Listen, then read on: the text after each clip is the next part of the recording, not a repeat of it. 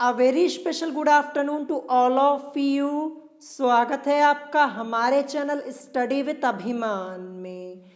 आज मैं आप लोगों के लिए पॉलिटेक्निक एंट्रेंस एग्जाम 2020 के लिए केमिस्ट्री में पेरियोडिक टेबल से रिलेटेड इम्पॉर्टेंट क्वेश्चन आंसर का टेस्ट लेकर आया हूँ। तो आज की इस वीडियो में मैं आपसे यहाँ पे टोटल 12 क्वेश्चंस पूछूंगा और मैं जितने क्वेश्चंस यहाँ पे पूछूंगा ये आपके पेरियोडिक टेबल से रिलेटेड होंगे। तो जैसे मैं आप लोगों से क्वेश्चंस पूछूं वैसे ही आपको यहाँ पे क्वेश्चंस के आंसर्स करने हैं और जब वीडियो फिनिश हो जाएगी तो लास्ट में कमेंट करके ज़रूर बताइएगा कि आपके टोटल 12 क्वेश्चंस में से कितने क्वेश्चंस करेक्ट हुए हैं। और मैं जैसे आप लोगों से क्वेश्चंस पूछूंगा उसके 15 या 20 सेकेंड बाद मैं आप लोगों को उन क्वेश्चंस के आंसर्स बता दूंगा, जिससे ये फ़ायदा होगा कि आप अपने आंसर्स को मैच करवा पाएंगे और साथ ही साथ आपको ये भी पता चल जाएगा कि आप लोगों ने कितने क्वेश्चंस के आंसर्स करेक्ट किए हैं या फिर कितने क्वेश्चंस के आंसर्स आप लोगों ने रॉन्ग किए हैं। तो चलिए फिर आज की इस वीडियो को स्टार्ट करते हैं और देखते हैं हमारा यहाँ पे सबसे पहला क्वेश्चन क्या दिया है। तो जैसा कि आप देख सकते हैं ये आपका यहाँ पे सबसे पहला क्वेश्चन है। तो यहाँ पे मैंने आपसे क्वेश्चन क्या पूछा है, तो यहाँ पे मैंने क्वेश्चन पूछा है कि किस वैज्ञानिक ने सर्वप्रथम आवर्त सारणी का निर्माण किया। क्वेश्चन क्या है कि किस वैज्ञानिक ने सर्वप्रथम आवर्त सारणी का निर्माण किया। तो चार ऑप्शंस आप लोगों के स्क्रीन के ऊपर आप लोगों को दिख रहे होंगे। तो सबसे पहले आप इस क्वेश्चन का आंसर करने की कोशिश कीजिए। मैं आपको यहाँ पे ऑप्शंस पढ़ के भी बता देता हूँ। ऑप्शन ए आपका दिया है मोजले ने, ऑप्शन बी दिया है रदरफोर्ड ने, ऑप्शन सी दिया है मेंडलीफ ने और ऑप्शन डी दिया है इनमें से कोई नहीं। तो सबसे पहले आप इस क्वेश्चन का आंसर करने की कोशिश कीजिए। और मैं आपको बता दूं कि आज के इस टेस्ट में मैं आपको जितने क्वेश्चंस यहाँ पे करवाऊंगा ये सारे क्वेश्चंस आप लोगों के मोस्ट इंपॉर्टेंट हैं। और मैंने आपको पहले ही बताया है कि जो आपके केमिस्ट्री के सिलेबस में ये चैप्टर है पेरियोडिक टेबल वाला, ये चैप्टर आपका मोस्ट इंपॉर्टेंट है क्योंकि आपके एंट्रेंस एग्जाम में इस चैप्टर से 2 से 3 क्वेश्चंस पूछे जाते हैं। तो इसलिए ये चैप्टर आपका मोस्ट इंपॉर्टेंट हो जाता है। तो अभी तक आप लोगों ने अपना आंसर कर लिया होगा। तो चलिए सबसे पहले मैं आपको इस क्वेश्चन का करेक्ट आंसर बता देता हूं।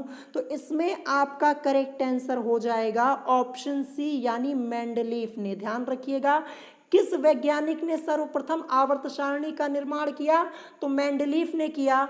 ऑप्शन सी आपका इसमें करेक्ट आंसर हो जाएगा। और मैक्सिमम लोगों ने इस क्वेश्चन का आंसर करेक्ट किया होगा क्योंकि इससे पहले भी मैंने आपको ये क्वेश्चन कराया हुआ है। अब चलिए बढ़ते हैं नेक्स्ट क्वेश्चन की तरफ। क्वेश्चन नंबर सेकंड हमारा यहाँ पे क्या दिया है, तो जैसा कि आप देख सकते हैं ये आपका क्वेश्चन नंबर सेकंड है और ये भी क्वेश्चन आपका मोस्ट इंपॉर्टेंट है। यहाँ पे आपसे क्वेश्चन क्या पूछा गया है कि त्रिक का नियम प्रतिपादित करने वाले वैज्ञानिक का नाम क्या है।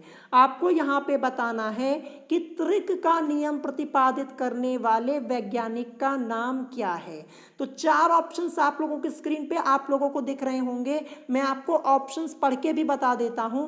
ऑप्शन ए आपका दिया है न्यूलैंड, ऑप्शन बी दिया है बोरबरी, ऑप्शन सी दिया है डॉबेराइनर और ऑप्शन डी दिया है बर्जीलियस। तो सबसे पहले आप लोग इस क्वेश्चन का आंसर करने की कोशिश कीजिए, फिर उसके बाद मैं आपको इस क्वेश्चन का आंसर बताऊंगा और ये भी क्वेश्चन आपका मोस्ट इंपॉर्टेंट है, ये मैं आपको पहले ही बता देता हूं। तो यहाँ पे मैक्सिमम लोगों ने अपना आंसर कर लिया होगा। अब चलिए मैं आपको इस क्वेश्चन का करेक्ट आंसर बता देता हूँ कि त्रिक का नियम प्रतिपादित करने वाले वैज्ञानिक का नाम क्या है। तो इसमें आपका करेक्ट आंसर हो जाएगा ऑप्शन सी यानी डॉबेराइनर। ध्यान रखिएगा क्वेश्चन आपका इंपॉर्टेंट है, ये आपसे पूछा जा सकता है। तो त्रिक का नियम प्रतिपादित करने वाले वैज्ञानिक का नाम है डॉबेराइनर। ऑप्शन सी ये आपका इसमें करेक्ट आंसर हो जाएगा और आशा करता हूं कि मैक्सिमम लोगों ने इस क्वेश्चन का आंसर करेक्ट ही दिया होगा। अब चलिए बढ़ते हैं नेक्स्ट क्वेश्चन की तरफ। क्वेश्चन नंबर थर्ड हमारा यहाँ पे क्या दिया है, तो जैसा कि आप देख सकते हैं ये आपका क्वेश्चन नंबर थर्ड है। तो यहाँ पे आपसे क्वेश्चन क्या पूछा गया, यहाँ पे क्वेश्चन आपसे पूछा गया है कि कार्बन का परमाणु क्रमांक 6 है तो आवर्त सारणी में इसका समूह है। आपको यहाँ पे समूह बताना है। समूह मतलब क्या हो जाएगा, वर्ग हो जाएगा, यानी इंग्लिश में इसे हम बोलेंगे ग्रुप। ध्यान रखिएगा।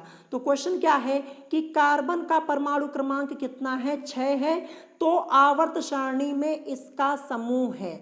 4 ऑप्शंस आप लोगों के स्क्रीन पे आप लोगों को दिख रहे होंगे। तो सबसे पहले आप इस क्वेश्चन को सॉल्व करने की कोशिश कीजिए, फिर इसके बाद मैं आपको इस क्वेश्चन का करेक्ट आंसर बताऊंगा, ठीक है। और बड़े आसानी से आप इस क्वेश्चन को सॉल्व कर पाएंगे, क्योंकि इससे पहले भी मैंने आपको ऐसे कई क्वेश्चंस कराए हैं और ये भी क्वेश्चन मैंने आपको ऑलरेडी कराया हुआ है। तो सबसे पहले मैं आपको इस क्वेश्चन का करेक्ट आंसर बता देता हूं कि इसमें आपका करेक्ट आंसर क्या होगा। तो इसमें आपका करेक्ट आंसर हो जाएगा ऑप्शन सी।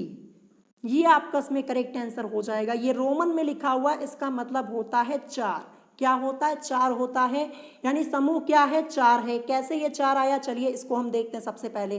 तो जैसा कि आप लोग देख पा रहे होंगे, कार्बन का परमाणु क्रमांक कितना दिया है, यहाँ पे 6 दिया हुआ है। तो सबसे पहले हम क्या करेंगे, सबसे पहले हम यहाँ पे कार्बन का इलेक्ट्रॉनिक कन्फिग्रेशन करेंगे, यानी इलेक्ट्रॉनिक विन्यास करेंगे। तो कार्बन का इलेक्ट्रॉनिक विन्यास करेंगे तो क्या हो जाएगा, 1s2 2s2 और 2p2, ये हो जाएगा। आप यहाँ पे इलेक्ट्रॉन्स को काउंट कर लीजिए, 2 2 4 2 6, 6 ही तो यहाँ पे एटॉमिक नंबर दिया है।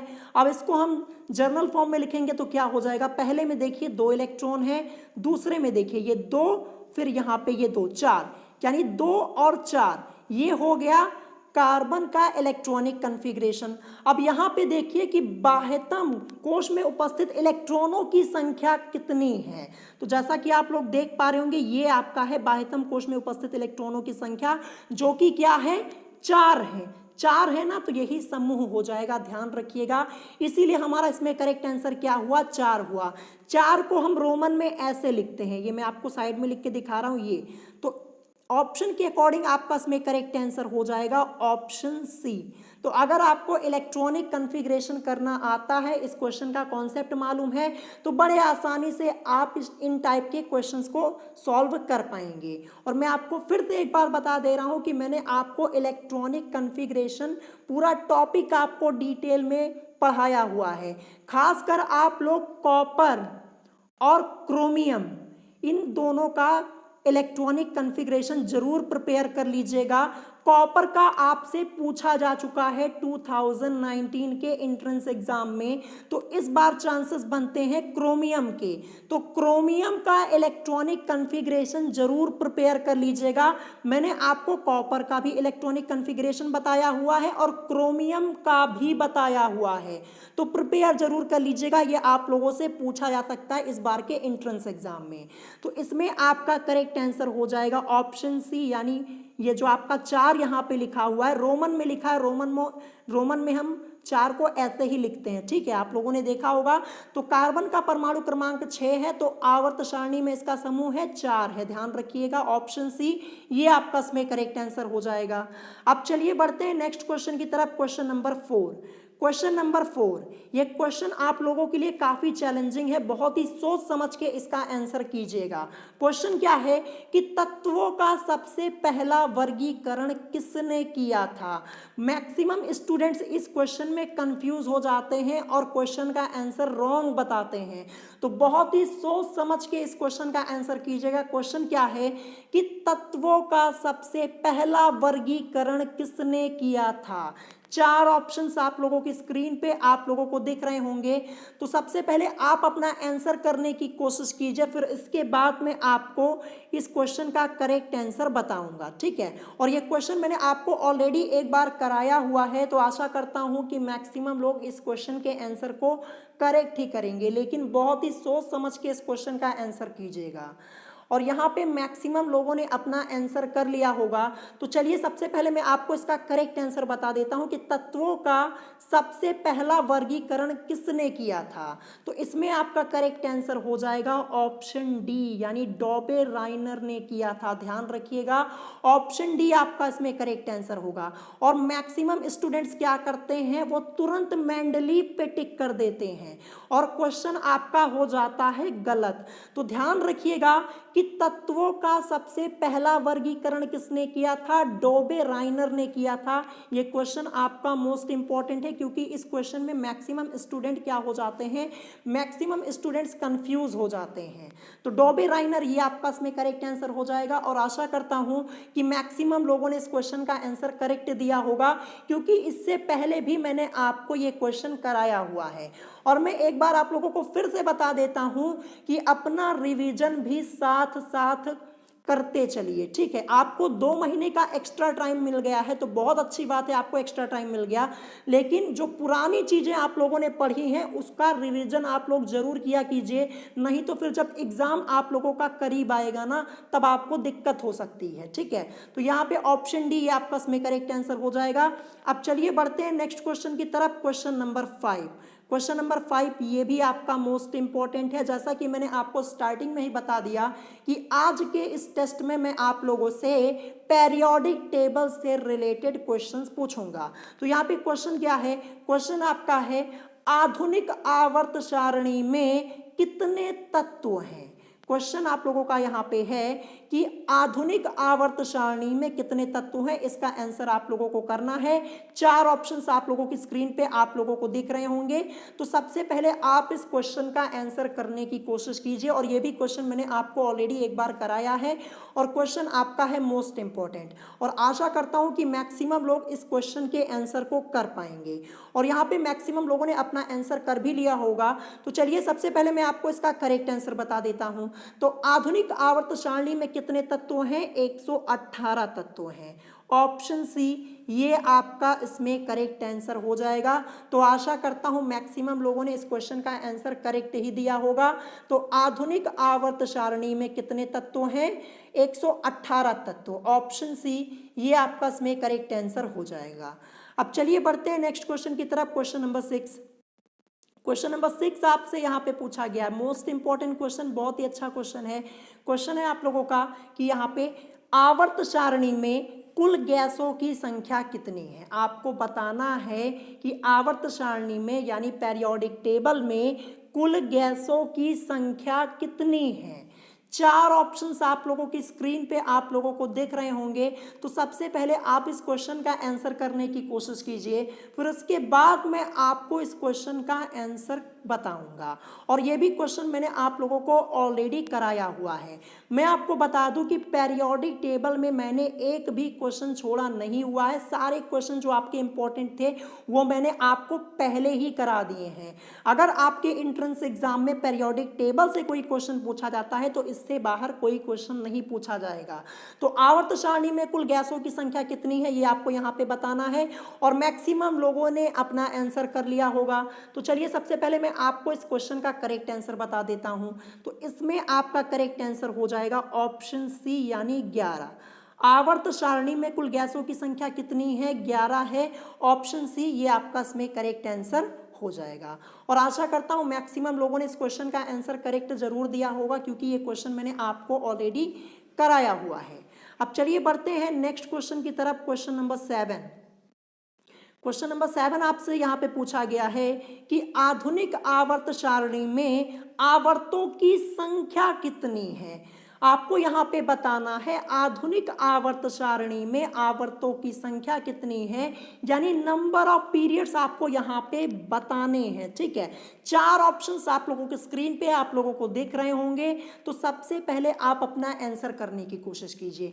ये तो बहुत ही सिंपल सा क्वेश्चन है और ये आपसे पूछा भी जा सकता है। ध्यान रखिएगा, आपने क्लास 10th में भी इसको पढ़ा होगा और ये क्वेश्चन मैंने आपको 2 से 3 बार करवाया हुआ है।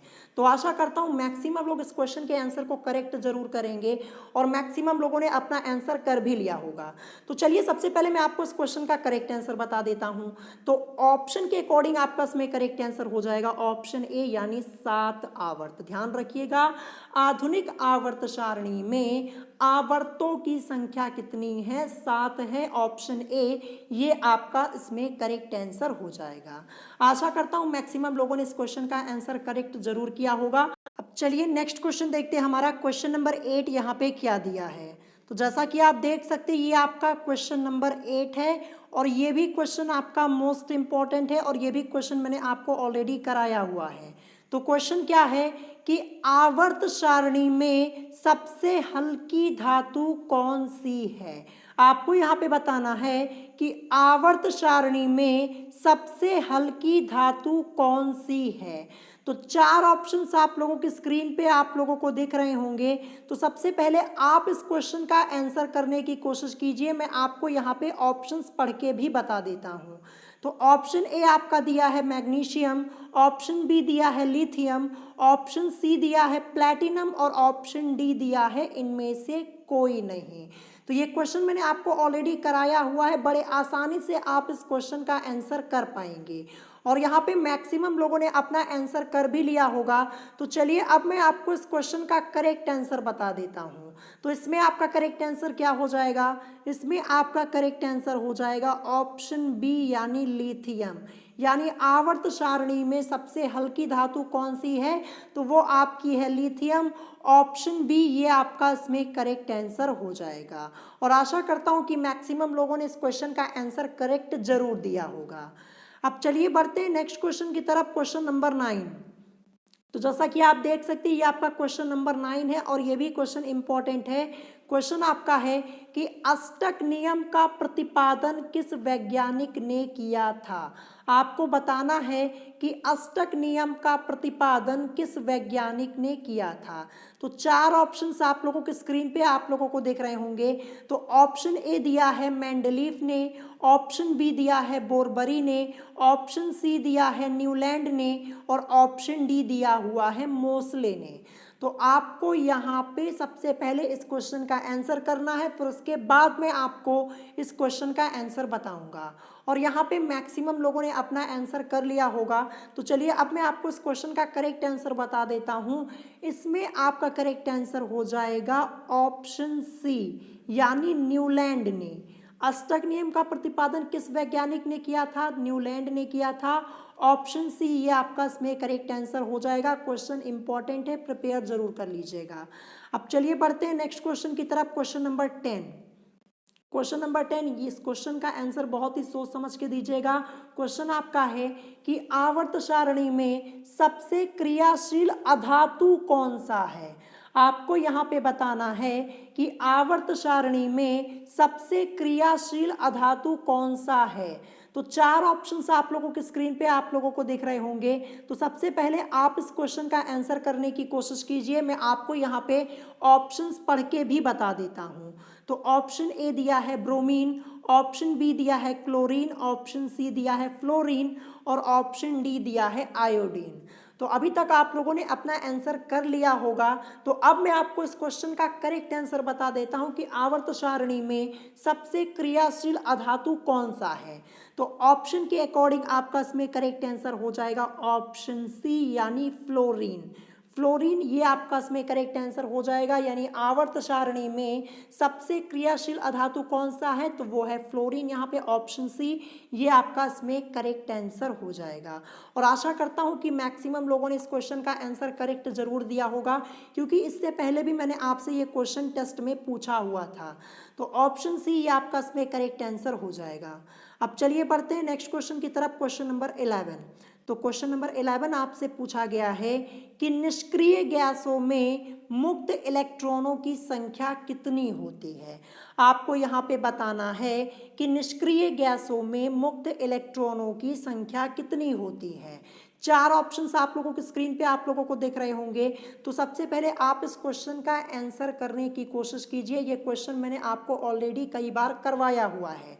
अब यहाँ पे निष्क्रिय गैस लिखा हुआ है। निष्क्रिय गैस को हम अक्रिय गैस के नाम से भी जानते हैं, नोबल गैस के नाम से भी जानते हैं, इनर्ट गैस के नाम से भी जानते हैं, उत्कृष्ट गैसों के नाम से भी जानते हैं, कई नामों से हम जानते हैं। ये बात आप ध्यान रखिएगा, यहाँ पे निष्क्रिय लिखा हुआ है। तो आपको बताना है कि निष्क्रिय गैसों में मुक्त इलेक्ट्रॉनों की संख्या कितनी होती है। तो यहाँ पे मैक्सिमम लोगों ने अपना आंसर कर लिया होगा। तो चलिए सबसे पहले मैं आपको इसका करेक्ट आंसर बता देता हूँ। तो ऑप्शन के अकॉर्डिंग आपका इसमें करेक्ट आंसर हो जाएगा ऑप्शन डी यानी इनमें से कोई नहीं। तो फिर निष्क्रिय गैसों में मुक्त इलेक्ट्रॉनों की संख्या कितनी होती है, 0 होती है। ध्यान रखिएगा 0 क्यों होती है, क्योंकि इनका अष्टक पूरा होता है। ध्यान रखिएगा, जो निष्क्रिय गैसें होती हैं, अक्रिय गैसें होती, इनका अष्टक पूरा होता है, इनके बाह्यतम कोश में इलेक्ट्रॉनों की संख्या 8 होती है, ठीक है, इनका अष्टक पूरा होता है, इसीलिए इनमें मुक्त इलेक्ट्रॉनों की संख्या क्या होती है, 0 होती है, और इसीलिए इनको निष्क्रिय गैसें कहा जाता है। अक्रिय यानी ये किसी से क्रिया नहीं करती क्योंकि इनका अष्टक पूरा होता है।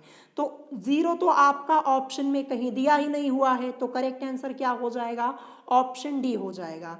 क्वेश्चन ये आपका मोस्ट इंपॉर्टेंट है, इस क्वेश्चन को नोट करके इसको प्रिपेयर जरूर कर लीजिएगा, और इससे पहले भी मैंने आपको ये क्वेश्चन करवाया हुआ है। अब चलिए देखते हैं आज का लास्ट क्वेश्चन, क्वेश्चन नंबर 12। तो क्वेश्चन नंबर 12 मैंने आपसे यहाँ पे पूछा है कि आधुनिक आवर्त सारणी में तत्वों की व्यवस्था किसने की। आपको यहाँ पे बताना है कि आधुनिक आवर्त सारणी में तत्वों की व्यवस्था किसने की। तो 4 ऑप्शंस आप लोगों की स्क्रीन पे आप लोगों को दिख रहे होंगे। तो सबसे पहले आप इस क्वेश्चन का आंसर करने की कोशिश कीजिए। मैं आपको ऑप्शंस यहाँ पे पढ़ के बता देता हूँ। ऑप्शन ए दिया है मेंडलीफ ने, ऑप्शन बी दिया है मोसले ने, ऑप्शन सी दिया है बोरबरी ने, और ऑप्शन डी दिया है न्यूलैंड ने। तो सबसे पहले आप इस क्वेश्चन का आंसर मुझे बताइए, फिर उसके बाद मैं आपको इस क्वेश्चन का आंसर बताऊंगा। और यहाँ पे मैक्सिमम लोगों ने अपना आंसर कर भी लिया होगा। तो इसमें आपका करेक्ट आंसर क्या हो जाएगा, तो आधुनिक आवर्त सारणी में तत्वों की व्यवस्था किसने की, मोसले ने की, ऑप्शन बी ये आपका इसमें करेक्ट आंसर हो जाएगा। और ये भी क्वेश्चन आपका इंपॉर्टेंट है। तो यहाँ पे आज की इस वीडियो में मैंने आपसे टोटल 12 क्वेश्चंस पूछे थे। तो आप लोगों को कमेंट करके बताना है कि आपके 12 क्वेश्चंस में से कितने क्वेश्चंस करेक्ट हुए हैं। और जितने क्वेश्चंस मैंने आज की इस वीडियो में आप लोगों से पूछे हैं ये आपके पीरियोडिक टेबल से रिलेटेड है, ठीक है। तो आज की इस वीडियो में मैंने आपसे 12 क्वेश्चन पूछे हैं, कमेंट करके जरूर बताइएगा कि आपके टोटल कितने करेक्ट हुए हैं। और अगर आप चाहते हैं कि आगे अभी और इस चैप्टर का मैं टेस्ट लूं, यानी आवर्त सारणी से रिलेटेड और क्वेश्चंस आप चाहते हैं, तो मुझे कमेंट करके बताइएगा। मैं इसके ऊपर एक वीडियो और बना दूंगा, और जो आवर्त सारणी के और इम्पॉर्टेंट क्वेश्चंस हैं वो भी मैं आपको करवा दूंगा। आपका टेस्ट भी हो जाएगा, प्रैक्टिस भी हो जाएगी, और प्लस क्वेश्चन भी हो जाएंगे। तो कमेंट करके बताइएगा अगर आप इसका पार्ट 2 चाहते हैं, नेक्स्ट पार्ट चाहते हैं। तो अगर आज की इस वीडियो में आप लोगों को कोई बात नहीं समझ में आई हो तो आप मुझसे कमेंट करके पूछ सकते हैं। और अगर आज की वीडियो आप लोगों को पसंद आई हो तो वीडियो को लाइक करना मत भूलिएगा, और साथ ही साथ हमारे चैनल स्टडी विद अभिमान को सब्सक्राइब करना मत भूलिएगा। तो आज की वीडियो में इतना ही, मिलेंगे नेक्स्ट वीडियो में। Thanks for watching.